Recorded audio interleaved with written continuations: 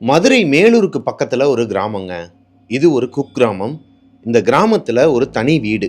பொதுவாகவே கிராமத்தில் நிறைய விவசாய இடங்கள்லாம் இருக்கும். அந்த பசுமையான இடங்களுக்கு நடுவில் தான் ஒரு தனி வீடு இருக்குங்க. அந்த மாதிரி ஒரு தனி வீடு, இந்த வீட்டுக்கு பின்னாடி வாழைத்தோப்பு, அப்படியே சுற்றிலுமே பசுமையான ஒரு அட்மாஸ்பியரில் இருக்கிற ஒரு வீட்டில் நைட்டு ஒரு 12:30லேருந்து 1 மணி இருக்குமாங்க. திவ்யாங்கிற பொண்ணு அவங்களோட ரூமில் அவங்க தங்கச்சியோட நல்லா படுத்து தூங்கிட்டு இருக்கிறாங்க. திடீர்னு இந்த மாதிரி ஒரு சத்தம் கேட்குதுங்க. அதுல டிஸ்டர்ப் ஆகி எந்திரிக்கிற திவ்யா டைம் பார்க்குறாங்க, 12:45. அந்த வீட்டில் திவ்யா, அவங்களோட தங்கச்சி, அப்பா, இவங்க 3 பேர் தாங்க இருக்கிறாங்க. இவங்க தங்கச்சி உங்களுக்கு பக்கத்துல தான் படுத்து தூங்கிட்டு இருக்கிறாங்க. அப்போ அவங்க அப்பா அன்டைம்ல அவருக்கு என்ன வேலை? எந்திரிச்சு அவங்க அப்பாவோட ரூம்குள்ள போய் பார்த்தா அவங்க அப்பாவை காணும். அப்போ இந்த சத்தத்துக்கும் அவங்க அப்பாவுக்கும் ஏதோ ஒரு சம்மந்தம் இருக்கு. இந்நேரத்துல எதை போட்டு வெட்டிட்டு இருக்கிறாருன்னு சொல்லிட்டு கீழே வந்திருக்கிறாங்க. ஹாலுக்கு வர வரைக்குமே சவுண்டு கம்மியாக தாங்க கேட்டிருக்கு. ஹாலுக்கு வந்ததுக்கு அப்புறமா சவுண்டு பயங்கரமா கேட்டிருக்கு. ஆனால் திவ்யாவோட அப்பா அந்த வீட்டுக்குள்ள இல்ல. இவங்க வீட்டோட பின்வாசல் ஓப்பன்ல இருக்குது. அந்த பக்கம் தான் வாழைத்தோப்பு இருக்கு. அப்போ இந்த வாழைத்தோப்புல தான் அவங்க அப்பா எதையோ போட்டு வெட்டிட்டு இருக்கிறான்னு சொல்லி மெதுவா போய் பாக்குறாங்க. மிட் நைட் 1 மணிக்கு அவங்க அப்பா இவங்க வீட்டுக்கு பின்னாடி இருக்கிற வாழைத்தோப்புல ஒரு வாழை மரத்தை போட்டு வெட்டுன்னு வெட்டிட்டு இருக்கிறாராங்க. இவங்களுக்கு ஒண்ணுமே புரியல. ஏன்னா திவ்யாவோட அப்பாவுக்கு விவசாயம் தான் பிசினஸே. ஒருவேளை காலையில எதனா ஆர்டர் வந்துருந்துச்சுன்னா அதுக்காக தான் வெட்டிட்டு இருக்காரோ அவசரமா அப்படின்னு தான் நினைச்சிருக்கிறாங்க. ஆனால் திவ்யாவோட அப்பா ஒரு மாதிரி அப்நார்மலா பிஹேவ் பண்ணிருக்கிறாருங்க. வாழை மரத்தை கண்ட மணிக்க வெட்டி இருக்கிறாரு. இப்போ அப்பான்னு சொல்லி திவ்யா கூப்பிடும் போது அவங்க அப்பா திரும்பி பார்த்திருக்கிறாரு. அவங்க அப்பாவோட ஃபேஸே கிடையாதாங்க. கண்ணெல்லாம் ஒரு மாதிரி மேல போய் வெள்ளை கருவா இருந்திருக்குது. 2 கண்ணுமே ஒரு மாதிரி வெள்ளையா தன்னோட மகளை நோக்கியே அவர் கையில வச்சிருந்த அந்த அருவாளை தூக்கிட்டு ஓடி வந்திருக்கிறாருங்க. திவ்யாவுக்கு ஒரு மாதிரி தூக்கி போட்டிருக்குது. யார் இந்த திவ்யா? எதனால அவங்க அப்பா, அதாவது ஒரு பெத்த பொண்ணையே அப்பா எதனால இந்த மாதிரி ஒரு விஷயத்த பண்ண வரணும்? என்ன நடந்துச்சு உங்களோட வாழ்க்கையில? Black magic. இந்த பிளாக் மேஜிக் மேல எவ்வளவு பேருக்கு நம்பிக்கை இருக்கு இல்லைங்கிறத தாண்டிலும் இன்னைக்கான ஸ்டோரியை நம்ம பார்த்ததுக்கு அப்புறமா இந்த பிளாக் மேஜிக்கை பத்தி நான் சில விஷயங்கள் உங்ககிட்ட ஷேர் பண்ணணும்னு நினைக்கிறேன். ஸோ வாங்க ஸ்டோரிக்குள்ள போலாம். Welcome to our show Devil's kitchen.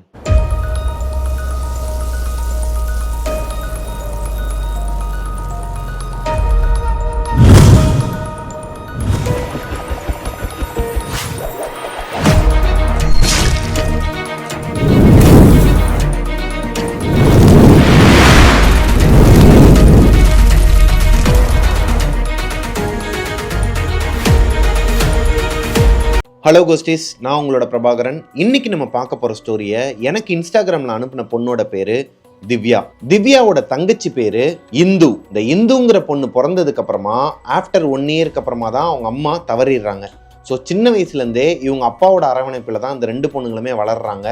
இந்த 2 பொண்ணுங்களுமே மதுரை மேலூருக்கு பக்கத்தில் இருக்கிற ஒரு கிராமத்தை சேர்ந்த ஒரு கிராமத்து பொண்ணுங்க தாங்க. அது மட்டும் இல்லாமல் இந்த 2 பொண்ணுங்களுமே நல்லா படிக்கக்கூடிய பெண்கள். எதனாலனா இந்த நல்லா படிச்சாதான் அப்பாவை இங்கேருந்து சென்னை பக்கம் கூட்டு போயிடலாம், இந்த ஊரே நமக்கு வேணாம், இந்த சொந்த பந்தமே வேணாம் அப்படிங்கிற மாதிரி ஒரு விரக்தியில் இருக்கிற பொண்ணுங்க. எதனாலங்கிறத நம்ம கதையில் அப்படியே பார்க்கலாம். ஏன்னா இவங்க அம்மாவோட சாவுலேயே ஒரு மர்மம் இருக்குதாங்க. திவ்யாவோட அம்மா லட்சுமியும் அவங்களோட அப்பா சேதுவும் லவ் மேரேஜாங்க. இவங்க 2 பேர் லவ் பண்ணது அவங்க ஏரியாவில் இருக்கிற யாருக்குமே பிடிக்கல. இவங்க 2 பேருக்குமே இது சொந்த ஊரும் கிடையாது. மதுரையை சேர்ந்தவங்க தான் திவ்யாவோட அம்மா லட்சுமி. கள்ளிக்குடியை சேர்ந்தவர் தான் திவ்யாவோட அப்பா. இவங்க 2 பேருமே ஒரு காலேஜில் ஒன்னா தான் படிச்சிருக்கிறாங்க. ஒன்னா படிச்சுட்டு இருக்க காலகட்டத்திலேயே அவங்க லவ் பண்ற விஷயம் வீட்டுக்கு தெரிஞ்சிருது. லட்சுமியை காலேஜுக்கு போகாம நிப்பாட்டிடுறாரு அவங்க அப்பா. சேது முறைப்படி வீட்டுக்கு பொண்ணு கேட்டு போகும்போது அவங்கள அசிங்கப்படுத்தி அனுப்பிடுறாங்க லட்சுமியோட குடும்பத்தார். ஸோ லட்சுமி என்ன பண்றாங்கன்னா, தன்னோட கணவரை தான் தீர்மானிக்கணும்னு சொல்லிட்டு, நீங்க யார் என் லைஃப்ல இந்த மாதிரி முடிவு எடுக்கிறதுக்கு, நான் அவன் கூட தான் இருப்பேன்னு சொல்லிட்டு அங்கிருந்து வந்து சேதுவை கல்யாணம் பண்ணிக்கிறாங்க. திருப்பரங்குன்றம் கோயிலில் வச்சு, அதாவது மலை மேல வச்சு கல்யாணம் பண்ணிக்கிறாங்க. கல்யாணத்துக்கு அப்புறமா லட்சுமியோட வீட்டுல இருந்து நிறைய பிரச்சனைகள் வருது. சேது அதை சட்டப்பூர்வமா அணுகிறாருங்க. அதுக்கு மீறி அவங்களால எதுவுமே பண்ண முடியல லட்சுமியோட வீட்டாளுங்களால. லட்சுமி வீட்டுக்கு ஒரே பொண்ணுங்கிறனால அவங்க மேலே கொஞ்சம் ரொம்பவே பாசம் வச்சிருக்கிறனால அவங்க அப்பா இதை அப்படியே விட்டுறாரு. இதுக்கப்புறம் நீ யாரோ நாங்கள் யாரோங்கிற மாதிரி விட்டுறாருங்க. லட்சுமியோட ஃபேமிலி பெரிய ஃபேமிலியாம். அவங்களோட குடும்பத்தில் மட்டும் மொத்தம் 27 பேராங்க, அண்ணன் தம்பிங்க மட்டும். அப்படியே அந்த அங்காளிங்க பங்காளிங்கன்னு சொல்லுவாங்க இல்லையா, அந்த மாதிரி ஒரு வகையறால ஒரு பெரிய குடும்பமாங்க. ஆனா சேது சைடுல அண்ணன், அப்பா, அம்மா, தங்கச்சி, அத்தை, மொத்தமே இந்த 5 பேர் தான் இவங்களோட ஃபேமிலி. இதுதான் இவங்களோட குடும்பம். சேது அவரோட தங்கச்சிக்கு கல்யாணம் ஆகாத பட்சத்துல அவர் அவசரப்பட்டு லட்சுமியை கல்யாணம் பண்ணிட்டாரு. அதனால அவங்களோட அப்பா, சேதுவோட அப்பாவுமே இவரை வீட்டை விட்டு அனுப்பிடுறாருங்க. ஏன்னா அவருக்கு சேதுனா ரொம்ப பிடிக்கும். தங்கச்சிக்கு முன்னாடி கல்யாணம் பண்ணது உன்னோட தப்புன்னு சொல்லிட்டு வீட்டை விட்டு வெளியே அனுப்பிடுறாரு. அது மாதிரி சேது பண்ணது அவருக்கு நியாயமான விஷயம் தான். ஏன்னா லட்சுமியை அவர் கல்யாணம் பண்ணிக்கணும். லட்சுமி அவங்க வீட்டை விட்டு ஓடி வந்துட்டாங்கன்னா இவங்க 2 பேரும் கல்யாணம் பண்ணாதான் ஒன்னா இருக்க முடியும். இல்லைன்னா அவங்க அப்பா மறுபடியும் லட்சுமியை கூட்டு போயிட்டு வேற ஒருத்தர் கல்யாணம் பண்ணி வச்சிருவார் இல்லையா. சேதுவோட சூழ்நிலைக்கு காரணமா தான் லட்சுமி அவங்கள உடனே கல்யாணம் பண்ணியிருக்கிறாங்க. எடுத்தவங்க ஊத்தோன்னு சொல்லிட்டு 2 பேர்ட்டுமே ₹1 கூட கிடையாதாங்க. இருக்கிறத வச்சு தெரியாத ஒரு ஊருக்கு வந்து, தெரியாத ஊருன்னு சொல்ல முடியாது, இந்த மேலூருக்கு பக்கத்தில் இருக்கிற கிராமத்துல தான் சேதுவோட பெஸ்ட் ஃப்ரெண்டு இருந்திருக்கிறாரு. அவருமே இவங்க கூட காலேஜ் படிச்சவர் தான். நாங்க சேதுவோட ஃப்ரெண்டு பேரு நவீன். இவருமே இவங்களோட காலேஜ்ல ஒன்னா தான் படிச்சவங்க. அதாவது லட்சுமி, சேது, நவீன் இவங்க எல்லாருமே ஒரே செட்டு தான். நவீன் தான் இவங்க 2 பேருக்குமே ஹெல்ப் பண்ணி அவங்களோட ஊருக்கே கூட்டு வந்து அவங்களுக்கான ஒரு வாழ்க்கையை காட்டுறாருங்க. நவீனுக்கு சொந்தமான 1 ஏக்கர் இடத்த ஃப்ரீ ஆஃப் காஸ்ட்ல, அதாவது காசே வாங்காம, மாச இஎம்ஐ மாதிரி எதுவுமே கொடுக்காத, நீ விவசாயம் பார்த்து இதுல இருந்து காசு எடுத்துக்கோ அப்படின்னு சொல்லி 1 ஏக்கர் இடத்த கொடுத்திருக்கிறாரு. அந்த 1 ஏக்கர் இடத்துக்கு நடுவுல இருக்கிறது தான் இப்ப இவங்க இருக்கிற வீடு. லட்சுமியும் சேதுவும் கல்யாணத்துக்கு அப்புறமா அந்த வீட்டுக்கு வந்து பால் காய்ச்சுறாங்க. ரொம்பவே சந்தோஷமா போகுதுங்க அவங்களோட வாழ்க்கை. இதுக்கு காரணம் முழுக்க முழுக்க அவரோட நண்பர் நவீன் தாங்க.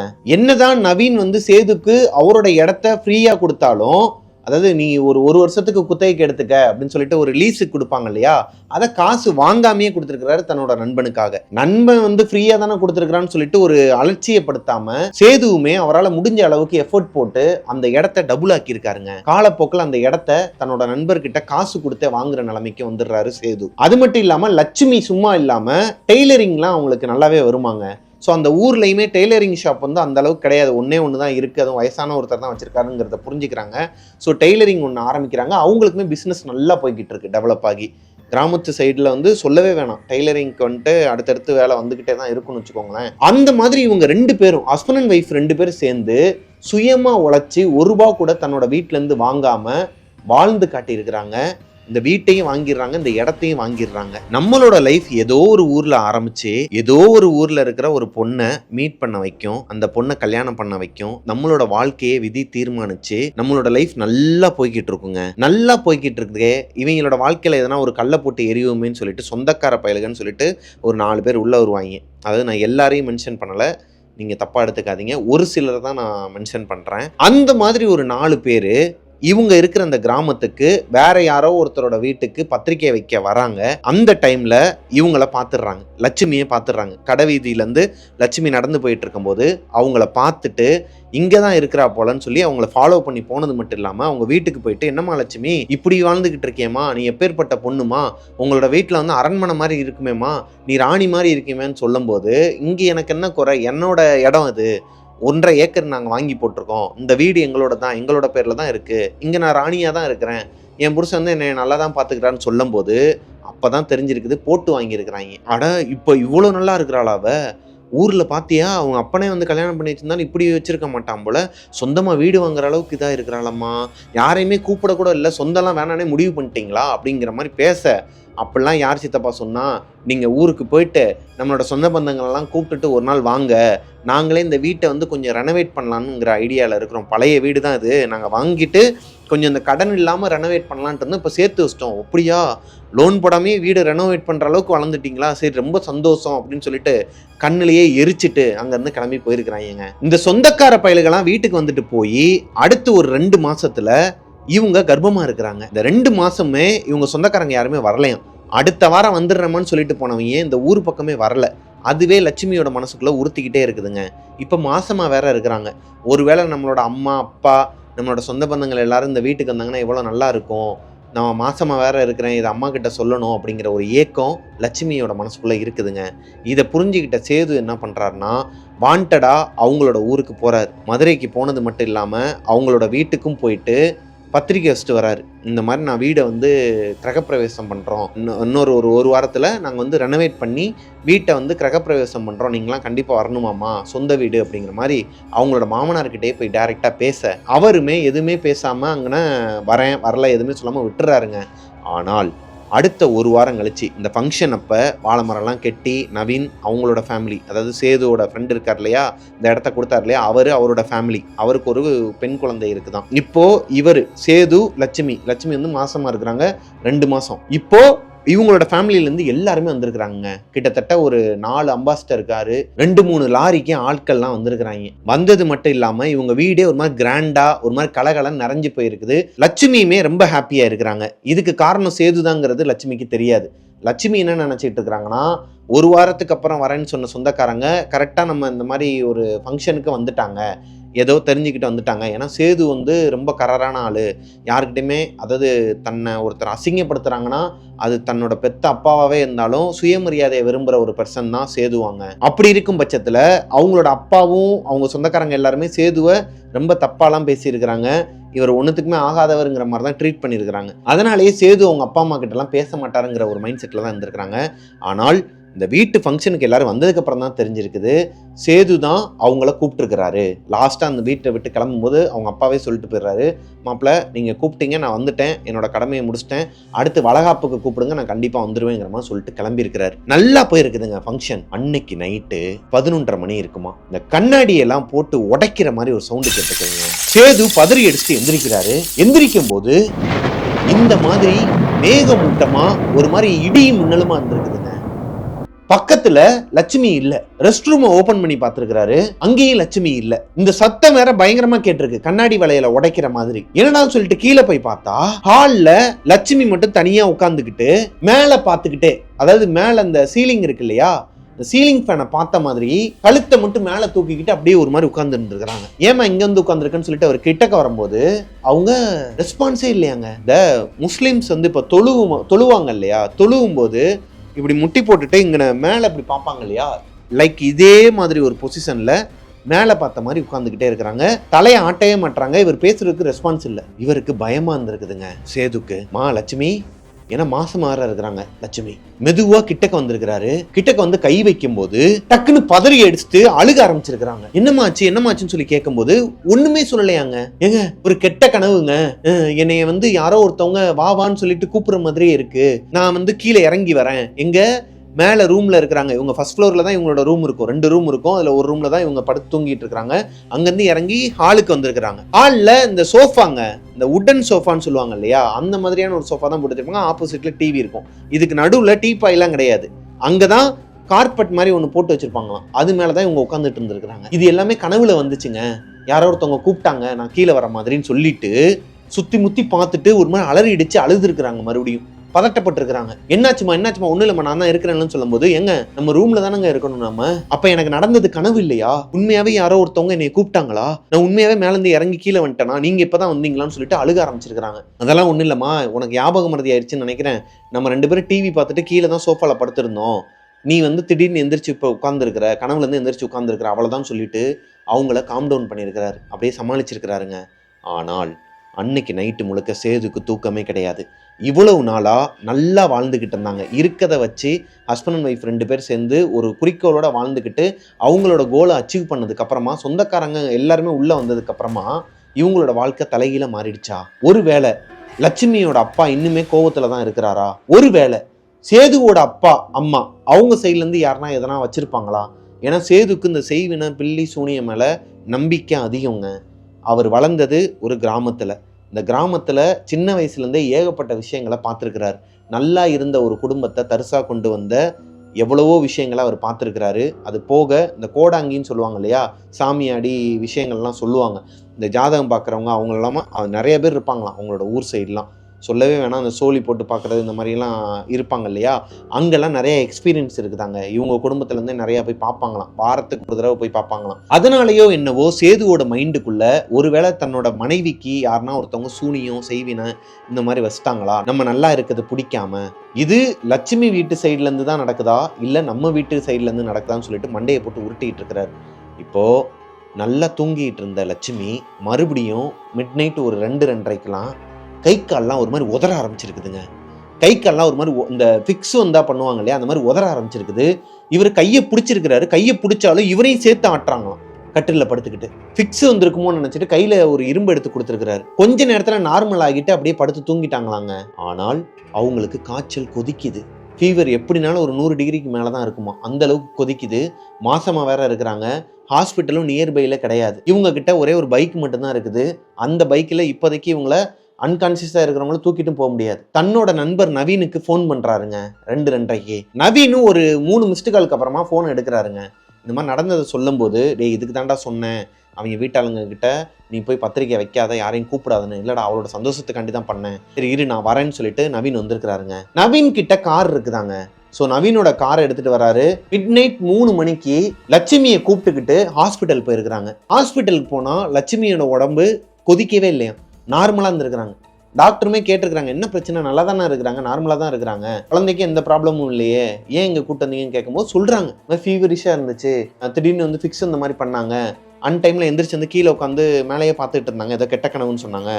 தம்பி இந்த மாதிரி விஷயங்கள் எல்லாமே, ஏன்னா ஊர் சைடு இருக்கிற டாக்டர் இல்லையா தம்பி, இந்த மாதிரியான விஷயங்கள் எல்லாமே காத்து கருப்பு எதனா அடிச்சாதான் இருக்கும், இல்லை கண்கோளாறுக்குனால கூட வரலாம். உங்களோட சொந்தக்காரங்கள்லாம் இந்த மாதிரி வந்தாங்கன்னு சொன்னீங்க இல்லையா, அதனால உங்களுக்கு கண்கோளாறாக கூட இருக்கலாம். நீங்கள் நாளைக்கு கூட்டு போயிட்டு முச்சந்தியில் இருக்கிற அந்த கருப்புசாமி கோயிலில் போய் சுற்றி போட்டுருங்க, அந்த பூசாரி கிட்ட சொன்னீங்கன்னா அவரே சுற்றி போட்டுருவாரு அப்படிங்கிற மாதிரி சொல்லி அனுப்பிடுறாங்க. இவங்களும் வீட்டுக்கு வந்துடுறாங்க. 2-3 நாளாவே நைட் ஆனால் இவங்க எந்திரிச்சிருவாங்களாம். லட்சுமி கரெக்டாக அந்த சீலிங் ஃபேனை பார்த்த மாதிரிக்கே வந்து உட்காந்துருவாங்களாம். மறுபடியும் இவர் கீழே வந்து அவங்கள கூட்டிட்டு போயிட்டு படுக்க வச்சா மறுபடியும் ஃபிக்ஸ் வர மாதிரி வருமா, ஃபீவர் அடிக்குமா, ஹாஸ்பிட்டல் கூட்டு போனால் இதே விஷயத்த சொல்லுவாங்களாம். டாக்டர் சொன்ன மாதிரியே முச்சந்திக்கு பக்கத்தில் இருக்கிற அந்த கருப்புசாமி கோயிலில் போய் சுற்றியும் போட்டிருக்கிறாரு. சரியாகிற மாதிரி தெரிலங்க.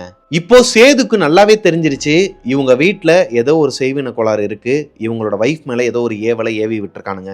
மாசமா வேற இருக்கிறாங்க, குழந்தைக்கும் எதனா ஆபத்து வந்துருமோங்கிற பயத்தில் இவர் போகாத கோயிலே கிடையாதாங்க, பார்க்காத ஆட்களே கிடையாதான். இவங்க ஊர் கள்ளிக்குடிக்கு பக்கத்துலேயே நிறைய அந்த நான் சொன்னேன் இல்லையா சின்ன வயசில் இவர் பார்த்ததெல்லாம், இந்த சாமி வந்து ஆடுறது, பேய் ஓட்டுறது, இவங்ககிட்டலாம் கூட்டு போயிருக்கிறாரு. அவங்க எல்லாரும் சொன்ன ஒரே விஷயம், இவங்க மேலே யாரோ ஒருத்தவங்க பிளாக் மேஜிக் பண்ணியிருக்கிறாங்க. அது இவ்வளோ தூரத்துக்கு எஃபெக்டாக இருக்குன்னா வெளியே இருந்து வச்சது கிடையாது, வெளியே இருந்து வச்சு அதை எடுத்துகிட்டு வந்து வீட்டுக்குள்ளே வச்சாதான் இந்த மாதிரி ஒரு அஃபெக்ட் ஆகும் அப்படிங்கிற மாதிரி சொல்ல, இப்போதான் சேது கன்ஃபார்மே பண்ணுறாரு, லட்சுமியோட வீட்டாளுங்க யாரோ ஒருத்தவங்க தான் பிளாக் மேஜிக் பண்ணியிருக்கிறாங்க, அதை எடுத்துகிட்டு வந்து வீட்டுக்குள்ளேயும் வச்சுருக்கிறாங்க. இந்த வீட்டுக்குள்ளே பிளாக் மேஜிக் பண்ண ஒரு விஷயம், ஏன்னா பிளாக் மேஜிக்ங்கிறது ஒரு பொருளில் செஞ்சு கொண்டு வருவாங்க, இல்லை சாப்பாட்டில் செஞ்சு கொண்டு வருவாங்க. இவங்க கொண்டு வந்ததில் நிறைய ஸ்வீட்டும் இருக்குது, பலகாரங்கள்லேருந்து நிறைய விஷயங்கள் கொண்டு வந்திருக்கிறாங்க. அது போக நிறைய கிஃப்ட்லாம் வாங்கிட்டு வந்திருக்கிறாங்க. கல்யாணத்துக்கு வர முடியாதவங்கலாம் வால் கிளாக்கு, அப்புறம் நிறைய அந்த ஃப்ரேம்ஸ் மாதிரியான ஐட்டங்கள்லாம் வாங்கிட்டு வந்து கொடுத்துருக்குறாங்க. இந்த திங்ஸ் எதுலையாவது இந்த பிளாக் மேஜிக் வச்சு கொண்டு வந்திருப்பாங்களோங்கிற டவுட்டில் வீட்டுக்கு வராரு. வீட்டுக்கு வந்து எல்லாத்தையுமே எடுத்து வெளியே போட்டு உடைக்கிறாருங்க. அவங்க சொந்தக்காரங்க சைட்லேருந்து வந்த எல்லாத்தையுமே தூக்கி போட்டு உடைச்சிட்டார். ஒன்று தவிர்த்து என்னன்னா, அவங்களோட அப்பா அம்மா, லட்சுமியோட அப்பா அம்மா வந்து கொலுசு வாங்கிட்டு வந்திருக்கிறாங்க. இந்த கொலுசை அவங்களோட காலில் போட்டு விட்டுருக்குறாங்க. அவங்களோட சித்தப்பா தங்கத்தில் செயின் வாங்கிட்டு வந்திருக்கிறாரு. அதில் ஒரு டாலர் வச்சு அவங்களோட பரம்பரை செயின் மாதிரி ஒரு மாடலில் ஒரு கோல்டு செயின் வாங்கிட்டு வந்து போட்டிருக்கிறாரு 6 பவுனில். இந்த 2 மட்டும்தான் அவங்க வீட்டுக்குள்ளே இருக்குது. மற்ற எல்லாத்தையுமே தூக்கி போட்டு உடச்சிட்டு கொளுத்திடுறாருங்க வெளியே வச்சு. சேது தன்னோட நல்லதுக்கு தான் பண்றாருங்கிறத உணராத லட்சுமி என்ன பண்றாங்கன்னா, அப்புறம் எதுக்கு கூப்பிடணும், என்னோட வீட்டாளுங்க எல்லாரையும் எதுக்காக நீ கூப்பிடணும், நீ வந்து தேவையில்லாத வேலை பார்த்துட்டு இருக்க, எல்லாரையும் கூப்பிட்ட, இப்போ எல்லாரும் கிஃப்ட் வாங்கிட்டு வந்து கொடுத்தாங்க, இதெல்லாம் ஞாபகார்த்தமாக நான் வச்சிருக்கலான்னு பார்த்தா எல்லாத்தையும் போட்டு உடச்சி இப்படி பண்ணுறதுக்கு நீ என்ன சந்தேகப்படுறியா சேது எங்கள் வீட்டாளுங்களை, எனக்கு என்ன பேய் பிடிச்சிருக்குதா, இல்லை எனக்கு எதனா ஒரு கோளாறா, நீ எல்லா இடத்துக்கும் கூட்டு போகிறத பார்த்தா எனக்கு அப்படி தான் இருக்குன்னு சொல்லிட்டு கொஞ்சம் கொஞ்சமாக அவங்களோட கண்ணு, அவங்களோட பார்வை எல்லாமே மாறுதாங்க. லைக் இவர் கூட சின்ன ஒரு விஷயத்த பேசினா கூட சண்டையில தான் முடியுமா. இதையும் சேது கவனிச்சுக்கிட்டு இருந்திருக்கிறாரு. சேதுக்கு சின்ன வயசுலேருந்தே அனுபவம் இருக்கிறனால புரிஞ்சுக்கிறாரு, இந்த பிளாக் மேஜிக் பண்ணால் இதெல்லாம் நடக்கும், தேவையில்லாத சண்டைகள் வரும், வீட்டில் நிறையா முடி உதிர்ந்துருக்கு. யாருக்கு? லட்சுமிக்கு. பொதுவாகவே பார்த்துக்கிட்டிங்கன்னா அந்த ப்ரெக்னென்சி டைம்லலாம் லேடிஸ்க்கு வந்து ஒரு மாதிரி மூட் ஸ்விங் ஆகுங்க. அது போக ஹார்மோனல் சேஞ்சஸ்னால முடி உதிர்றது இதெல்லாம் சகஜம்தான். ஆனால் அதுவுமே இவருக்கு தப்பாக தான் தெரிஞ்சிருக்குது. முடி நிறையா உதிருது. அவங்க எதுக்கு எடுத்தாலும் சண்டை போடுறாங்க, எரிஞ்செரிஞ்சு விழுகிறாங்க. இந்த குழந்தைய நான் கலைச்சிட போகிறேன் வயிற்றுலையே, எனக்கு குழந்தையே வேணாங்கிற மாதிரிலாம் பேச்சு அடிபடுது. இன்னொன்று, எங்கள் அப்பா அம்மா வீட்டுக்கே நான் போயிட போகிறேன், நீ வந்து என்னை நல்லாவே பார்த்துக்க மாட்டேற, நல்லா பார்த்துட்டு இருக்கிற மனுஷனையே திட்ட ஆரம்பிக்கிறாங்க. ஆனால் சேது இது எதையுமே காதில் வாங்கிக்காம தன்னோட மனைவி இந்த விஷயத்தில் அஃபெக்ட் ஆகிருக்காங்கங்கிறத புரிஞ்சுக்கிறாரு. அவங்கள நல்லாவும் பார்த்துக்கிறாரு. முடிஞ்ச அளவுக்கு எந்தெந்த கோயிலுக்கெல்லாம் கூட்டு போகணுமோ எல்லா கோயிலுக்கும் கூட்டு போயிட்டு கிட்டத்தட்ட ஒரு 6 மாசமா தன்னோட மனைவியை குழந்தை மாதிரி பார்த்துக்கிறாருங்க. ஆனால் அவங்க ரொம்பவே உக்கரமாகறாங்க. கண்ணுக்குன்னெலாம் ஒரு மாதிரி உள்ளே போய் வெயிட் லாஸ் ஆகி, ஒரு ப்ரெக்னென்சியில் இருக்கிற லேடி எவ்வளோ வெயிட் இருக்கணுமோ அதை விட கம்மியாக தான் இருந்திருக்கிறாங்க லட்சுமி. அவங்களுக்கு குழந்தை பிறந்தது. திவ்யா தான் ஃபஸ்ட்டு குழந்தை, பெண் குழந்தை. அவங்க பிறக்கிறதுக்கு முன்னாடி வரைக்குமே அவங்க அம்மா செத்து பொழைச்சிருக்கிறாங்க. ரொம்ப ஒரு மாதிரி உடம்புலாம் உருகி போய், ஒருவேளை திவ்யாவோட அப்பா சேது அவங்க அம்மாவை நல்லா பார்த்துக்காம மற்ற ஆம்பளைங்களை மாதிரி, அதாவது நிறைய பேர் குழம்பிக்கிட்டு இருக்காங்க இல்லையா வெளியே, அந்த மாதிரி இருந்திருந்தாருன்னா எப்போவோ அவங்க அம்மா இறந்துருப்பாங்களாம், திவ்யாவும் பிறந்திருக்க மாட்டாங்களாம். நல்லா பார்த்துருந்துருக்கிறாரு. வெளியூருக்கெலாம் கூட்டு போய் மாசாணியம்மன் கோயிலுக்கெலாம் கூட்டு போயிட்டு அங்கே நிறைய விஷயங்கள்லாம் பண்ணிட்டு வந்திருக்கிறாங்க. பண்ணதுக்கப்புறமா இவங்களோட வயிற்றுல கரு நினச்சிருக்குது. 9வது மாதம் வளகாப்பு பண்ணியே ஆகணும்னு சொல்லிட்டு லட்சுமி அடம்பிடிக்கிறாங்க. இவருக்கு பயம். ஆல்ரெடி இவங்களோட சொந்தக்காரங்களை வீட்டுக்குள்ளே விட்டு ஒரு வழி ஆக்கிட்டாங்க. 6 மாதத்தை தாண்டறதுக்குள்ளே அந்த மனுஷன் பட்ட கஷ்டம் அவருக்கு தான் தெரியும். இவங்க மட்டும் வெயிட் லாஸ் ஆகலை, அவரும் சேர்ந்தே வெயிட் லாஸ் ஆகுறாரு. ஏன்னா ராவும் பகலுமா தூங்காமல் தன்னோட மனைவியை வந்து பார்த்துக்கிட்டே தான் இருந்திருக்கிறாருங்க, கேர் பண்ணிகிட்டு இருந்திருக்கிறாரு. இதுக்கு நவீனுமே ஹெல்ப் பண்ணியிருக்கிறாரு ஒரு நண்பனா. ஸோ இந்த டைமில் வேறு வழியே இல்லாமல் எல்லாரையும் கூப்பிட்டு தான் ஆகணும். வீட்டில் வச்சா தானே பிரச்சனை. வெளியே எதனா ஒரு இடத்துல வச்சு வளகாப்பை முடிச்சுட்டு அங்கேயே வச்சு எல்லாரையும் அனுப்பி விட்டுட்டு அங்கே யார் யாரெல்லாம் என்னென்ன பொருள் கொண்டு வராங்களோ தேவையான பொருளை மட்டும் வீட்டுக்கு கொண்டு வரலாம்னு சொல்லிட்டு ஒரு பிளான் பண்ணுறாங்க நவீனும் சேதுவும். அதே மாதிரியே ஒரு இடத்த பிடிச்சி கிராண்டாக வளகாப்பையும் பண்ணுறாங்க. வளகாப்பு முடிஞ்சதுக்கப்புறமா லட்சுமியோட அம்மா அப்பா இவங்க 2 பேரை தவிர்த்து அவங்க ஃபேமிலியிலேருந்து வந்தவங்க ஒருத்த மூஞ்சி கூட வேகலையாங்க. சேதுவோட அவங்க அப்பா அம்மா எல்லாருமே ரிலேட்டிவ்ஸும் வந்திருக்கிறாங்க. ஃபங்க்ஷன் கூப்பிட்டுருக்கிறாரு, எல்லாருமே வந்திருக்கிறாங்க பழசெல்லாம் மறந்து. இப்போ இவங்க 2 பேர் ஃபேமிலிக்குள்ளேயுமே அங்கங்கே சண்டை ஒரு மாதிரி சச்சரவாக இருந்துட்டு இருக்க நேரத்தில் இவங்களோட கவனம் எல்லாமே எவனாச்சும் எதனா பண்ணுறானா, இந்த கொண்டு வந்த பலகாரங்கள், பழங்கள், நகைகள் இதில் எதனா வச்சிருக்கிறானா, அது எதையுமே யூஸ் பண்ணக்கூடாதுங்கிறதுல கரெக்டாக இருக்கிறாங்க. இப்போது வளகாப்பு முடிஞ்சிருதுங்க. பொதுவாகவே ஃபஸ்ட்டு வளகாப்புங்கிறது ஒரு பொண்ணுக்கு எவ்வளோ சந்தோஷமோ அதே மாதிரி ஆணுக்குமே அவ்வளோ சந்தோஷம். அதை அனுபவிக்கணும்னு நினைப்பாருங்க. அந்த மொமெண்ட்டை என்ஜாய் பண்ணணும்னு நினைப்பாங்க லைஃப்பில் ஃபஸ்ட் டைம் வரதை. ஆனால் சேதுவால் அனுபவிக்கவே முடியலையாங்க.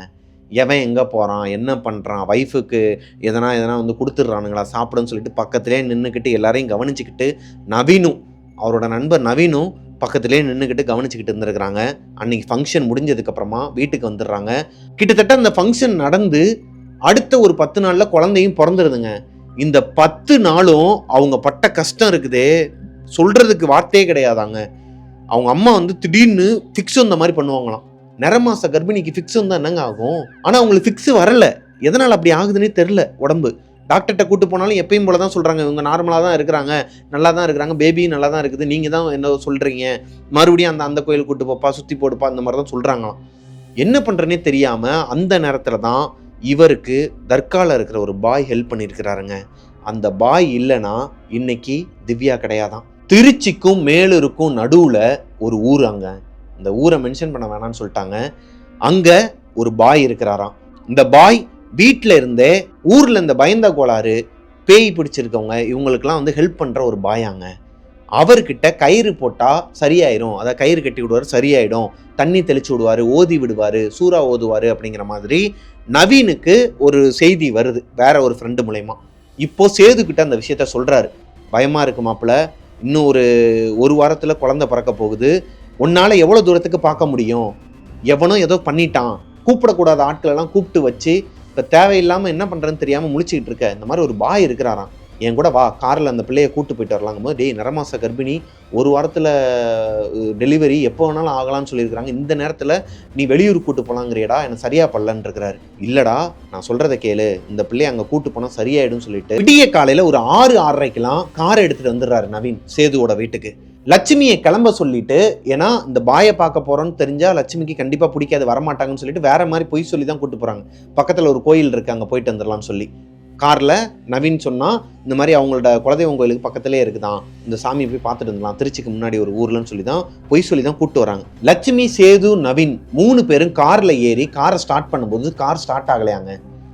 என்னடா அது, இவ்வளோ நேரம் நல்லா தான் இருந்துச்சு, முந்தின நாள் தான் வாட்டர் வாஷ்லாம் கொடுத்து கொஞ்சம் சர்வீஸ்லாம் பண்ணி எடுத்துகிட்டு வந்திருக்காரு நவீன், வெளியே போகிறோமே கர்ப்பிணி பெண் இருக்கிறாங்கன்னு சொல்லிட்டு நல்லா இருக்க வண்டியை மறுபடியும் கொடுத்து சர்வீஸ் பார்த்து தான் எடுத்துகிட்டு வந்திருக்கிறாரு. இவங்க வீட்டுக்கு வர வரைக்குமே நல்லா இருந்த வண்டி இப்போ ஏன் ஸ்டார்ட் ஆகலன்னு சொல்லிட்டு பார்த்தா எலி கடிச்சு வயர்லாம் அந்து போய் வண்டியை சரி பண்ண முடியாது, கொஞ்சம் டைம் ஆகும் அப்படிங்கிற மாதிரி சொல்லிட்டாங்களாங்க. இது ஒரு தடங்கல். அடுத்த நாள் ட்ரை பண்ணியிருக்கிறாங்க, இந்த வண்டியை மறுபடியும் சர்வீஸ்க்கு கொடுத்துட்டு அடுத்த நாள் மதியம் ஒரு 11 மணிக்கு கிளம்பியிருக்கிறாங்க. ஈவினிங் ஒரு 4 மணிக்கு அங்கே போகிற மாதிரி டைமிங்கு, ஏன்னா மெதுவாக தான் போக முடியும் இல்லையா பைபாஸில், இவங்கள வச்சுக்கிட்டு பிளான் பண்ணி கிளம்பலான்னு பார்த்தா அன்னைக்கு மதியமும் ஒரு தடங்கல் வந்திருக்குதுங்க. நவீன் அவரோட ஃபேமிலியும் உங்கள் வீட்டுக்கு கூட்டு வந்திருக்கிறாரு. எல்லாருமே போயிடலாம் காரில், ஏன்னா நவீனோட ஒய்ஃபும் வந்தாங்கன்னா இவங்களோட ஒய்ஃப் கொஞ்சம் ஒத்தாசையாக இருக்குமே சொல்லிட்டு அவங்களுக்கு ஒரு பெண் குழந்தை இருக்காங்கன்னு சொன்னேன் இல்லையா, அந்த பெண் குழந்தைக்கு 3.5 வயசு ஆகுது. அந்த குழந்தையும் கூட்டு வந்திருக்கிறாங்க. இப்போது இந்த குழந்தை வீட்டுக்குள்ளே விளாண்டுட்டு இருக்கும்போது இவங்க எப்பயுமே ஹாலில் ஒரு இடத்துல உட்காருவாங்கன்னு சொன்னார் இல்லையா, அதே இடத்துல கீழே வழுக்கி விழுந்து மண்டை உடஞ்சி ரத்தம் அந்த குழந்தைய தூக்கிக்கிட்டு ஹாஸ்பிட்டல் போயிருக்கிறாங்க. டைமிங் மிஸ் ஆயிடுச்சு. இப்படியே அடுத்தடுத்து இவங்களுக்கு தடங்கள் மேலே தடங்களாக வந்துட்டு இருந்திருக்குதுங்க. இந்த நேரத்தில் நவீன் என்ன பண்ணுறாருன்னா அந்த பாய் கிட்ட போயிட்டு ரெக்வஸ்ட் பண்ணுறாரு, ஐயா இந்த மாதிரி நடந்தது எல்லாத்தையும் சொல்கிறாரு. நாள்லேருந்து கிட்டத்தட்ட 4 நாளாக அவங்கள பார்க்குறதுக்கு நாங்கள் ட்ரை பண்ணிகிட்ருக்கோம். ஆரம்ப கட்டத்துலேருந்து இவங்களோட வீட்டில் என்னென்னலாம் நடக்குதோ எல்லாத்தையுமே சொல்லியிருக்கிறாரு. இப்போ அந்த பாயை என்ன பண்ணுறாருன்னா நான் வரேன்னு சொல்லிட்டு இவர் கூட காரில் அங்கேருந்து வந்திருக்கிறார். இந்த பாய் வீட்டுக்குள்ளே வந்ததுமே சேதுக்கிட்ட சொல்லியிருக்கிறாராங்க, இந்த வீட்டுக்குள்ள ஒரு பிளாக் மேஜிக் இருக்கு, பிளாக் மேஜிக் பண்ணி வச்சிருக்கிறாங்க, இந்த வீட்டில் இருக்கிறவங்க நல்லா இருக்கக்கூடாது, அந்யுன்யமாக இருக்கக்கூடாது, இவங்க சீக்கிரமாக அழிஞ்சிடணும், இந்த பொண்ணுக்கு குழந்தை பிறக்கக்கூடாதுங்கிற மாதிரி வச்சிருக்கிறாங்க. மொத்தத்துக்கு நீங்கள் 2 பேருமே செத்துடணுங்கிற மாதிரி ஒரு விஷயம் பண்ணி இந்த வீட்டுக்குள்ளே வச்சிருக்கிறாங்க. அது எங்கே இருக்குன்னா இவங்களோட சோஃபாவுக்கு நடுவில், நான் சொன்னேன் இல்லையா உட்டன் சோஃபான்னு சொல்லிட்டு, அதுக்கு மேலே மெத்த மாதிரி போட்டு வச்சுருப்பாங்களாம், அதுக்கு நடுவில் சொருவி வச்சிருக்கிறானுங்க. உள்ள யாரையும் பார்த்துருவாங்கங்கிற அந்த அறிவு கூட இல்லை. எப்படி பார்ப்பாங்க, மானாங்கனியாக எடுத்தோன்னே சோஃபாக்குள்ளே யாரும் பார்க்க மாட்டாங்க இல்லையா, சோஃபாக்குள்ளே சொருவி வச்சிருக்கிறானுங்களாங்க. ஏதோ கருன்னு பசை மாதிரியான டைப்பில் ஏதோ ஒன்று ஒட்டி வச்சிருக்கிறானுங்களாங்க உள்ள, இந்த சோஃபாக்கு உள்ள மரத்தோட சேர்ந்து ஒட்டி வச்சுட்டு மேலே அந்த இதை மூடி வச்சிருக்கிறானுங்களாம். இதை யார் பண்ணாங்கன்னே தெரியலையா. கண்டிப்பாக லட்சுமி அவங்க வீட்டாளுங்க தான் யாரோ ஒருத்தவங்க பண்ணியிருக்கிறாங்கங்கிறது சேதுக்கு தெரியும். இப்போ அந்த பாய் அதை எடுத்துட்டு வெளியே கொண்டு போயிட்டு அந்த வாழை மரம் இதெல்லாம் சொன்னேன் இல்லையா, ஸ்டார்டிங்கில் ஒரு விஷயம் பார்த்தோம் இல்லையா, அந்த இடத்துல வச்சு சூறா ஓதி அது மேலே ஏதோ ஒரு வாட்டர் கையில் வச்சிருக்கிறாரா, அதை தெளிச்சுக்கிட்டே இருக்கிறாராங்க. தன்னால் அந்த பொருள் எரிஞ்சிருக்குது. அந்த பிசு பிசுன்னு கருப்பு கலரில் ஒரு உருண்டை மாதிரி இருந்துச்சுன்னு சொன்னேன் இல்லையா, அது தன்னாலே எரிஞ்சிருக்குதுங்க. கெரோசினோ இல்லை சூடமோ இல்லை எது இந்த தீப்பெட்டி கூட பொறுத்து வைக்கலையா, அதுவாக ஒரு மாதிரி பற்றிக்கிட்டு எரிஞ்சிருக்குது. இவங்க அப்பா சேதுக்கு ஒரு மாதிரி தூக்கி போட்டிருக்குதுங்க. இந்த விஷயம் நடந்ததுக்கு அப்புறமா லட்சுமி தூங்கிட்டு தான் இருக்கிறாங்க. இந்த விஷயம் நடந்துட்டு இருக்கும்போது லட்சுமி அவங்களோட ரூம்ல தூங்கிட்டு இருக்கிறாங்க. இந்த விஷயம் நடந்ததுக்கு அப்புறமா அடுத்த ஒரு 3 நாளையே லட்சுமிக்கு பெயின் வருது. திவ்யாவும் பிறந்துடுறாங்க. திவ்யா பிறந்ததுக்கு அப்புறமா இவங்க வீட்டுக்கு யாருக்குமே சொல்லி அனுப்பலையாங்க. சேது அவங்களோட அப்பா அம்மாவுக்கோ யாருக்குமே சொல்லி அனுப்பலை. சேதுவோட அப்பா அம்மாவுக்குமே சொல்லி அனுப்பலையாம். ஏன்னா பயம், இப்போதான் குழந்தை பிறந்திருக்குது, முதல்ல ஒரு 10 நாள் ஆகட்டும், ஒய்ஃபும் குழந்தையும் கொஞ்சம் நல்ல ஸ்டேஜுக்கு வந்ததுக்கப்புறமா கூப்பிட்டுக்கலாம் சொல்லிக்கலாம் அப்படிங்கிற மாதிரி விட்டுறாரு. இவ்வளவு நாளாக சின்ன சின்ன விஷயங்களுக்கெல்லாம் சண்டை போட்ட லட்சுமி தன்னோட வீட்டில் குழந்தை பிறந்ததை சொல்லலைன்னு சொல்லி தெரிஞ்சுக்கிறாங்க. சேது சொல்லலை தன்னோட அப்பா அம்மா கிட்டங்கிறத தெரிஞ்சுக்கிட்டதுக்கு அப்புறமும் சரி விடு சேது, நீ பண்ணால் நல்லதுக்காக தான் இருக்கும், உனக்கு தான் தெரியும், ஏன்னா நீ தான் பார்த்துக்கிட்ட என்னைய அப்படின்னு நார்மலாக லவ்வாக பேசுகிறாங்களாங்க. இவருக்கே ஒரு ஆச்சரியம், என்னடா அது, அந்த பாய் அந்த விஷயத்தை எடுத்துட்டு வெளியே போய் பண்ணதுக்கு அப்புறமா தான் லட்சுமி நார்மல் ஸ்டேஜுக்கே வந்திருக்கிறாங்க. ஒருவேளை பாய் வரலைன்னா இவங்க வீட்டில் என்ன வேணாலும் நடந்திருக்கும். அடுத்து ஒரு 3 நாளில் லட்சுமியும் சேதுவும் குழந்தையோட வீட்டுக்கு வந்துடுறாங்க, ஹாஸ்பிட்டல்லேருந்து டிஸ்சார்ஜ் ஆகி. இப்போது சேதுவுக்கு லட்சுமியோட அப்பா அம்மா கால் பண்ணுறாங்க மதுரையிலேருந்து. என்னப்பா வலி வந்துச்சா இல்லையா, என்ன நிலவரம்னு சொல்லி கேட்கும்போது இவரால் பொய் சொல்ல முடியலை. மாமா மன்னிச்சிருங்க, நீங்கள் என்ன நினச்சிக்கிட்டாலும் பரவாயில்ல, உங்களோட சொந்தமே கூட எங்களுக்கு தேவையில்லை, ஏன்னா இந்த மாதிரி நடந்துச்சு, உங்களை என்னைக்கு நான் வீட்டுக்கு கூப்பிட்டேனோ உங்களோட சொந்த பந்தங்க எல்லாருமே வந்தாங்க. அவங்க பண்ணாங்களா நீங்கள் பண்ணீங்களாங்கிறது எனக்கு தெரியாது. யாரோ ஒருத்தர் இந்த மாதிரி ஒரு விஷயத்தை பிளாக் மேஜிக் பண்ணி வச்சுட்டு போயிட்டீங்க. உங்கள் பொண்ணும் இந்த குழந்தையும் பொழைச்சதே தெய்வ புண்ணியம். அந்த கருப்பனோட புண்ணியத்தில் தான் பிறந்திருக்கிறாங்க, அந்த பாயோட புண்ணியத்தில் தான் பிறந்திருக்கிறாங்க. அதனால் தயவு செஞ்சு இதுக்கப்புறம் வீட்டுக்கே வராதிங்க மாமான்னு சொல்லும்போது அவர் கத்தி இருக்கிறார். என்னடா பேசிக்கிட்டு இருக்க, யார்கிட்ட பேசணும்னு தெரிஞ்சு தான் பேசிக்கிட்டு இருக்கியா, உன்னைய மன்னிச்சு நான் ஏற்றுக்கிட்டதே பெரிய விஷயம், நீ என்னடானா பெரிய லாடு லபக்தாஸ் மாதிரி பேசிக்கிட்டு இருக்கிற, இங்கே பார் உனக்கு அவ்வளோதான் மரியாதை, நான் எப்படி என்னோட பொண்ணுக்கு வந்து இந்த மாதிரி விஷயத்த பண்ணுவேன், என் வீட்டுக்கு ஒரே பொண்ணு, அது என்னோட வாரிசு, நான் வந்து பார்க்க தான் செய்வேன், நீ எதிர்த்தனா உன்னை நான் எதனா பண்ணிடுவேன்னு சொல்லிட்டு மிரட்டி இருக்கிறார். இப்போ லட்சுமியே ஃபோனை வாங்கி திட்டிருக்கிறாங்க.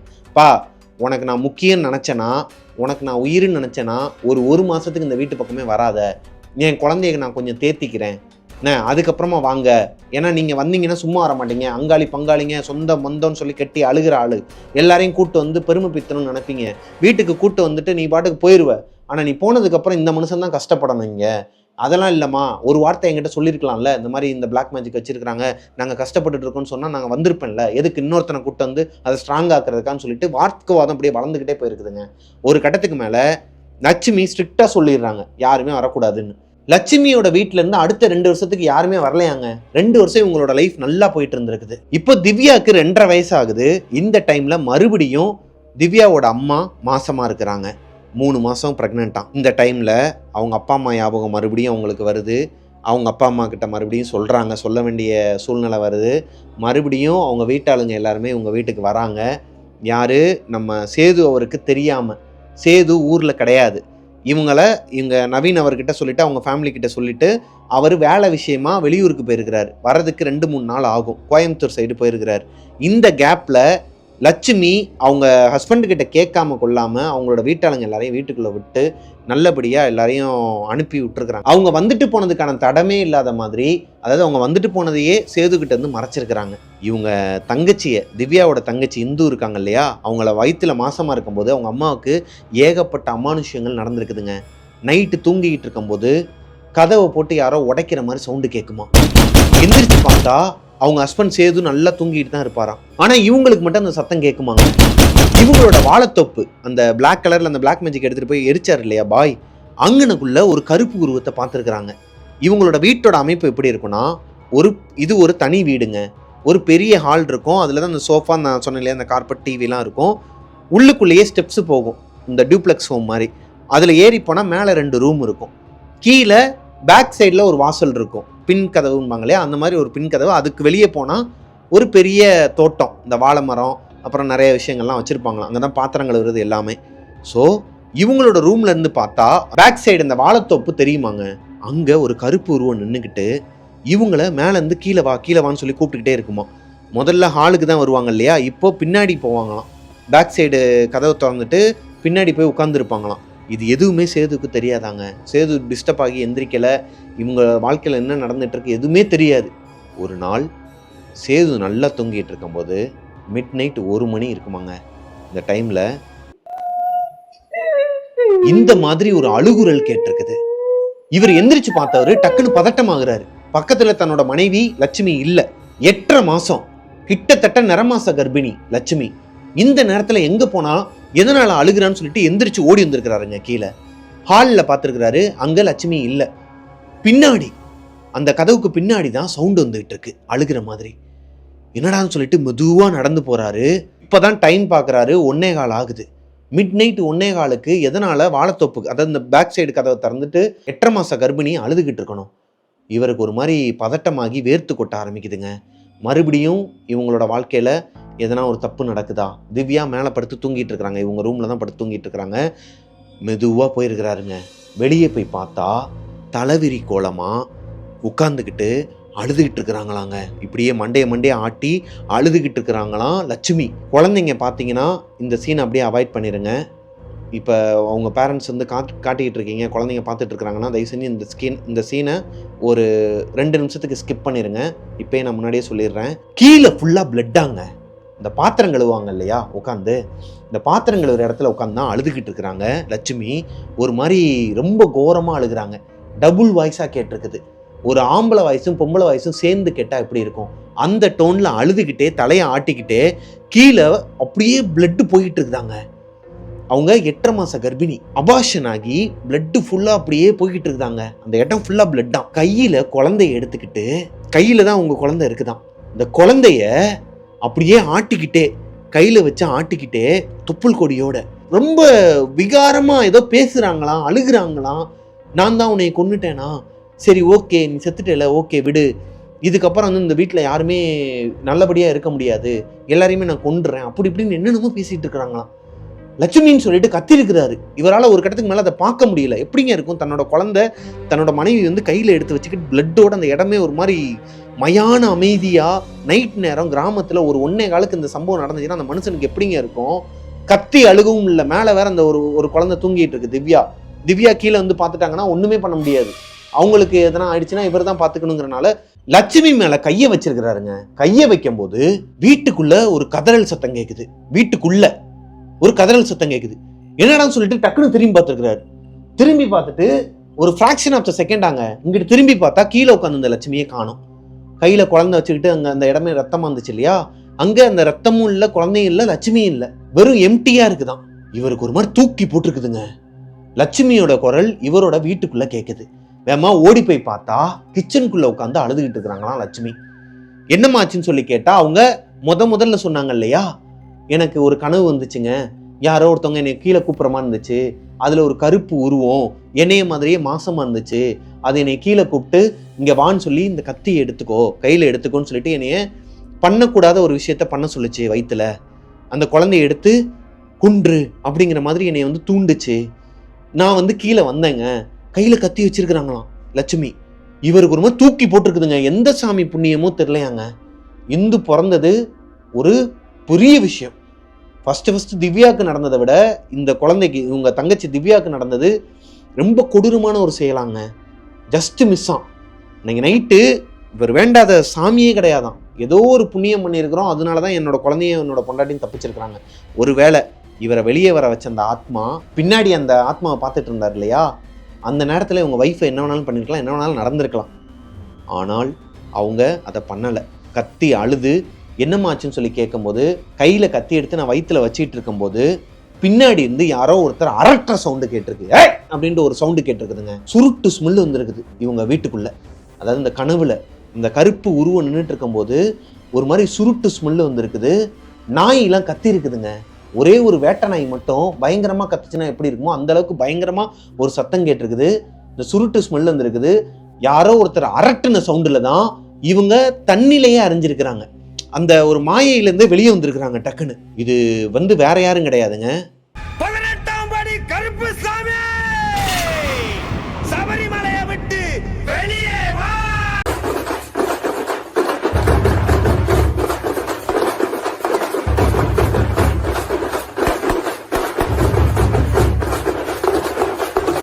இவங்க போய் கும்பிட்டுட்டு இருந்தாங்க இல்லையா அந்த எல்லக்கருப்பசாமி, அவர் தான் இந்த வேட்டைக்கருப்புன்னு சொல்லுவாங்க.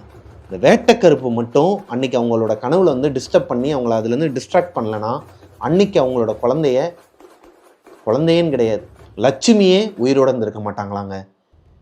இப்போது அடுத்த நாள் காலையிலேயே வேட்டைக்கருப்புக்கு படையெல்லாம் வச்சுட்டு மனமுருகி வேண்டியிருக்கிறாருங்க சேது. ஐயா, என் குடும்பத்தை காத்தவனே, இதே மாதிரி இன்னொரு 1.5 மாதம் மட்டும் என் பொண்டாட்டி எப்படியாச்சும் காப்பாற்றி கொடுத்துரு, அதுக்கப்புறம் நான் பார்த்துக்கிறேன். அதுக்கப்புறம் ஏன்னா இந்த குழந்தை பிறக்கக்கூடாதுங்கிறதுல கான்சென்ட்ரேட் பண்ணி தான் எவனோ ஒருத்தன் பண்ணியிருக்கிறான். ஆனால் சேதுக்கு ஒரு டவுட்டுங்க, இவங்க வீட்டாளுங்க யாருமே வீட்டுக்கும் வரலை, எப்படி இது சாத்தியம்? வெளியே இருந்தே வச்சிருக்கிறானுங்கன்னா இவங்களோட துணி, அதாவது இப்படியும் வைக்கலாமாங்க, ஒருத்தவங்களோட காலடி மண், ஒருத்தவங்க யூஸ் பண்ண துணி, ஒருத்தவங்களோட தலை முடி, இதுலேருந்தே வந்து இந்த பிளாக் மேஜிக்லாம் வைப்பானுங்களாம். அப்படி இருக்கும் பட்சத்தில் இவங்க வீட்டுக்கு முன்னாடியே வந்தானுங்க இல்லையா, இவங்களோட துணி எதனா ஒன்று எடுத்துகிட்டு போயிட்டு ஃப்யூச்சருக்கு யூஸ் ஆகும்னு சொல்லிட்டு சேவிங்ஸில் அந்த பணத்தை போட்டு வைக்கிற மாதிரி சொந்தக்காரங்களோட துணிமணி இந்த முடியெல்லாம் போட்டு வச்சு அந்த மாதிரி எதனா ஒன்று பண்ணியிருப்பாங்களாங்கிற ஒரு டவுட்டும் இருக்குது. இப்போது அந்த கோயிலில் இருக்கிற பூசாரிக்கு அருள் வந்து என்ன பண்ணியிருக்கிறாருன்னா, உன் பொண்டாட்டி கழுத்தில் இருக்கிற அந்த செயின் நான் சொன்னேன் இல்லையா, ஒரு 5-6 பவுனில் அவங்க சொந்தக்காரங்க போட்டது, இவங்க அப்பா அம்மா போட்டுவிட்ட கொலுசு, அந்த 2ஐயுமே எடுத்துகிட்டு போய் டிஸ்போஸ் பண்ணிடு, யாருக்காச்சும் கொடுத்துரு அப்படின்னு இருக்காரு. ஏன் சாமின்னு சொல்லி கேட்டா அதுலேயும் பிளாக் மேஜிக் பண்ணி வச்சிருக்கிறானுங்களாங்க. ஒரு கர்ப்பிணி பெண்ணுக்கு பார்க்க வந்த இடத்துல நகையிலையா அந்த மாதிரி ஒரு விஷயத்த பண்ணணும், அதுலேயும் பண்ணி வச்சிருக்கிறாங்க. இப்போ இவர் என்ன பண்ணுறாருன்னா, அந்த கோல்டு இருக்கு இல்லையா, அதை எடுத்துகிட்டு போய் ஏன் ஒருத்தர் கொடுக்கணும், அதை போய் வித்துட்டார்.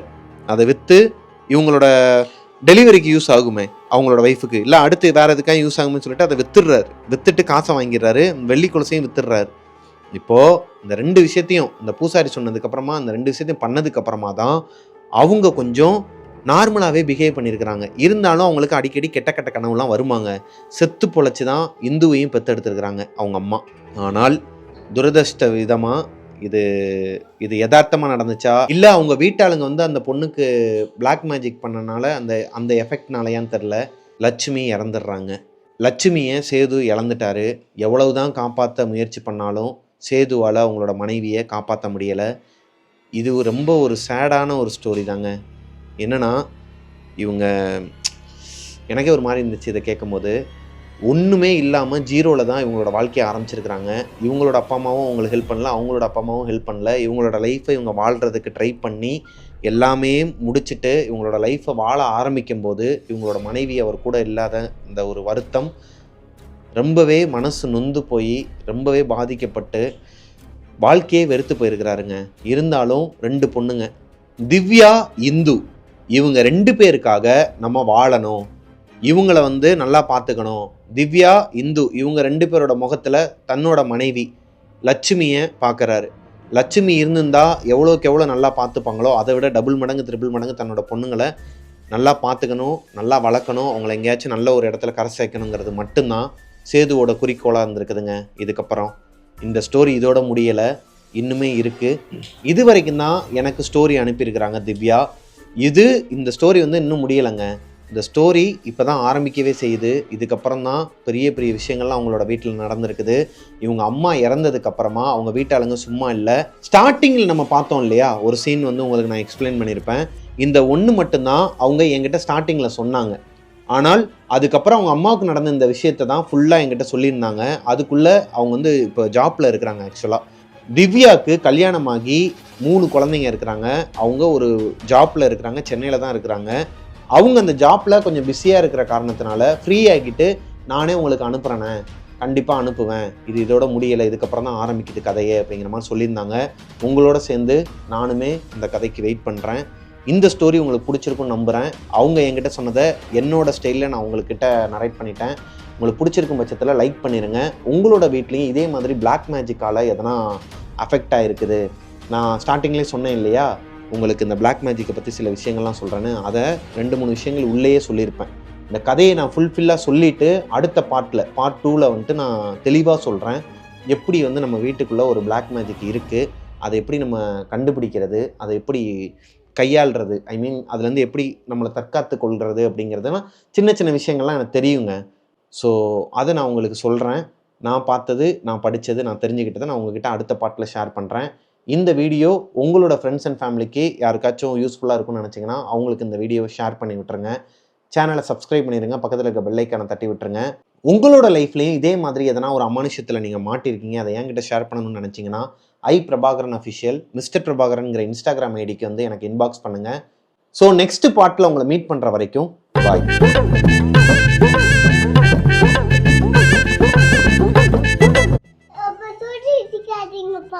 ஏன்பா?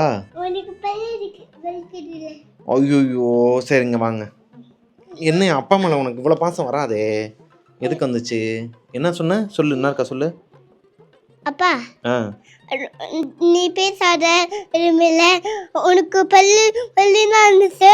அப்படியா? அம்மா அச்சோ, ஆக்சுவலாக எனக்கு வந்து கொஞ்சம் டீத் ப்ராப்ளமாக இருக்குங்க. அந்த ஃப்ரண்ட் டீத்தில் வந்து கொஞ்சம் ப்ராப்ளம் இருக்கிறனால வலி இருக்குது.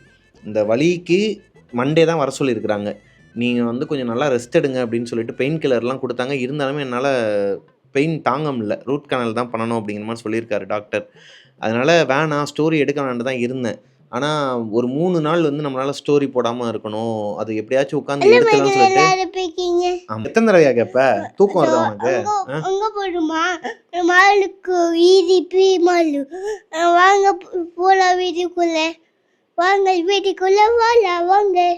என்ன 2 மாடலேஷன் சொல்ற? வாங்க வீடியோக்குள்ள போலாம் வாங்க. அங்க போறோம்னா இடிபி மால் போயிட்டு நம்ம இந்த ஆக்ட் பண்ண போடும். அப்படியா? நம்ம ஹேர் கட் பண்ண போறோமா? யாருக்கு? எனக்குண்ணா. உனக்கா? ஏன் நீங்கள் வந்து மாலில் போய் தான் வெட்டுவீங்களா? அம்மா ஆ, அம்மா அங்கே தான் பிடிக்குமா உங்களுக்கு அம்மா ஹேர் கட்டு? அம்மா என்ன ஹேர் கட் பண்ண போகிறீங்க? விரிப்பி மால் ராக்கெட் பண்ண போட்டேன். விஜிபி மாலில் ஹேர் கட் என்ன ஹேர் கட் பண்ண போகிறீங்க? விஜிபி மால்லலாம் அம்மா இருக்காது. அப்பா மாதிரி பண்ண போட்டேன். அப்பா மாதிரி பண்ண போறியா? ஆமா. அப்பாக்கே ஒரு ஹேர் ஸ்டைல் இல்லை, இது அப்பா மாதிரி பண்ண போகிறானோ? அப்பாக்கே ஹேர் ஸ்டைல் செட் ஆகாது. ஏன்யா? ஆ, நல்லா இருக்கு அப்பா ஹேர் ஸ்டைலு. ஆ, ஐயோ, ஐயோ அந்த அப்பா முடி கீழே விழுது. அப்பா இப்ப அப்பா முடியை ஒட்டை எடுத்து விட்டுடும். உன்னைய வந்து நான் மதிச்சு மேலே உட்கார வச்சேன்னா நீ செருப்பு கழட்டி அடிக்கணும். வெளியே போக முதல்ல. அதாவது அப்பா முடி வந்து முன்னாடி விழுகுதாம்ப்பா. அப்பாவுக்கு மொட்டை அடிச்சிடலாமா? அப்பா ஹேர் ஸ்டைலில் ஹேர் கட் பண்ண போகிறேன்னு சொல்லிட்டு வந்தானா, வரும்போது ஒரு பேச்சு, இங்கே பார்த்தியா இப்போ ஒரு மாதிரி பேச்சு அடிபடுது பாரு. அதுக்கு தான் உன்னை சேர்க்கறது இல்லை அப்பா உள்ளேயே. நீ தான் வந்துடுற அலோ கோஸ்டிஸ் அலோ ஏபி ஃபேமிலின்ட்டு. உனக்கு என்ன வயசாகுது? நீ அலோ கோஸ்டிஸ் அலோ அங்க இருக்கீங்க. எல்லாரும் அங்கே தான் இருப்பாங்க, அவங்கவுங்க வீட்டில் தான் இருப்பாங்க. ஏன் இருப்பாங்க? ஏன் இருப்பாங்களா? அம்மா ஏன்டா அவங்கவுங்க வீட்டில் அவங்கவுங்க இருப்பாங்கடா. எல்லாரும் மட்டும் எடுத்துட்டு விட்டுவோம். உனக்கு மொட்டை அடிச்சு விட்ருமா? குடும்பி போடுவா அப்பா உனக்கு. தென்னமர குடும்பி. ரீசன்ட் டைமில் பார்த்தீங்கன்னா நிறைய இழப்புகள் வந்துக்கிட்டு இருக்குதுங்க. ஒரு நல்ல கலைஞரை, ஒரு நல்ல ஒரு ஆர்டிஸ்ட்டை, ஒரு நல்ல மனிதரை இந்த இண்டஸ்ட்ரியும் சரி, நம்ம சுற்றி இருக்கிற ஒரு எப்படி சொல்கிறதுன்னு தெரிலங்க.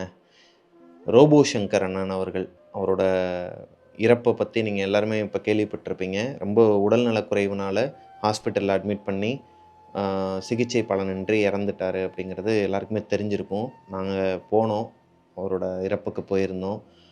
அவங்களோட பொண்ணும் அவங்களோட ஒய்ஃப், அவங்க எங்களுக்கு ரொம்ப க்ளோஸுங்க. நாங்கள் KPY சீசன் 8 வந்து பண்ணிக்கிட்டு இருக்கும்போது அவங்களோட ஒய்ஃப், அதாவது ரோபோ சங்கர் அண்ணன் அவங்களோட ஒய்ஃப் வந்து பிரியங்கா அக்கா எங்கள் கூட வந்து கண்டஸ்டண்ட்டாக ஒரு டீமில் இருந்தாங்க. அப்போது இன்னார் வந்து ஒரு ஃபேமிலி பேக்ரவுண்ட்லேருந்து வரும்போது ஒரு சிலர்லாம் வந்து இந்த பந்தா பண்ணுறது, நான் தான் அப்படின்ட்டு ஆடுறது, அந்த மாதிரிலாம் விஷயங்கள்லாம் இருக்கும். அந்த மாதிரி துளி கூட கிடையாது. அந்த பொண்ணுக்காக இருக்கட்டும், அவங்களோட ஒய்ஃபுக்காக இருக்கட்டும், அவ்வளோ டவுன் டு எர்த்தாக வளர்த்த ஒரு நபருங்க. அதாவது அவ்வளோ டவுன் டு எர்த்தாக இருப்பாங்க ஃபேமிலியோட. நான் தான் சொல்லிட்டு ரொம்பலாம் இந்த இது பண்ணுறதெல்லாம் கிடையாது. அவருமே வந்து ஜீரோலேருந்து ஆரம்பித்த ஒரு நபர் தான். ரோபோ சங்கர் அண்ணனை நான்லாம் வந்து குழந்தையா இருக்கும்போது டிவியில் பார்த்து ரசிச்சுக்கிட்டு இருப்பேன், நான் எங்கள் ஊரில் விருதுநகரில் இருக்கும்போது. அது மட்டும் இல்லாமல் நான் கலக்கப்போவது யார், இந்த விஜய் டிவிக்கு வந்து கலக்கப்போவது யார் 2014-15 அந்த டைமில் வந்துட்டு சீசன் 5ல் நான் வந்து பண்ணிகிட்டு இருக்கும்போது எனக்கு ரொம்ப என்கரேஜ் பண்ணுவார். நான் செட்டில் பார்ப்பேன், அங்கங்கே பார்ப்பேன்.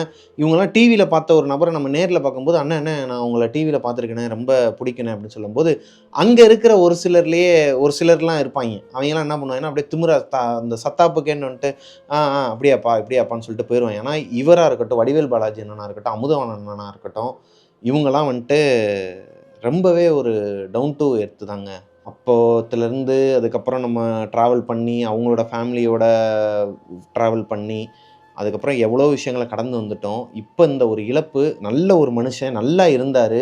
இப்போ தான் ஒரு 20-25 நாளுக்கு முன்னாடி நம்ம கோவா ட்ரிப்புக்கு போகிறதுக்கு முன்னாடி கூட நாங்கள் பார்த்தோம் ஒரு ஃபங்க்ஷனில். நல்லா பேசினார்.